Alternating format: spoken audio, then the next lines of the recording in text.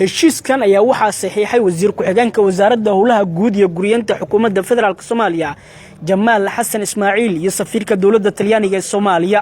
ayadoo goobjoog ka ah madaxa maalgashiga bangiga horumarinta Afrika 1 milyan oo euro dhaqaale gaaraya ayaa loogu talagalay in lagu bixiyo dadka ay waxyeeladu ka soo gaaraan dayactirka dhismaha wadooyinka gobolada dalka iyo sidoo kale wadooyinka isku xira magaalooyinka dalka iyo gobolada dariska la Soomaaliya waxay lacagtan wax ka taraysaa wadooyinka garanaysaa wixii shacabka ay saameyn ka soo gaarto hawlaha dayactirka wadooyinka isku xira gobolada dalka iyo dalalka aan dariska nahay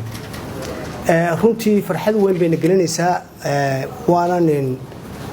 runtiina maaha imiko kaliya dawladda Talyaaniga oo ay ku deeqday Soomaaliya ugu deeqday lacag waa markii saddexaad mise markii afraad ayaan u maleynayaa oo Italian Corporation ay Soomaaliya ugu deeqayso budget ama lacag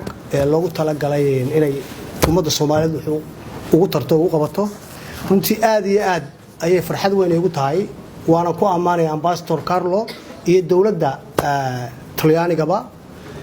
sida sharafta leh ay mar walba ay gacanta uga geysanayaan shacbiga Soomaaliyeed iyo dawladda Soomaaliyeed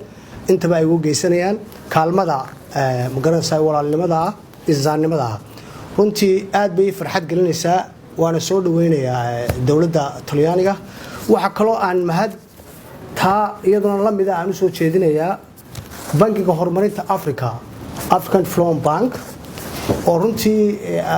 wax weyn ummadda Soomaaliyeed taariikhdeeda ama historygeeda gali doona oo ay ku sameeyeen sida ay ula shaqeynayaan wasaaradda howlaha guud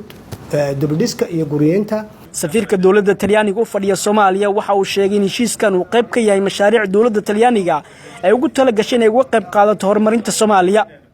Abdullaahi Maxamuud Amiin Abdullaahi Qorshi warbaahinta qaranka magaalada Muqdisho.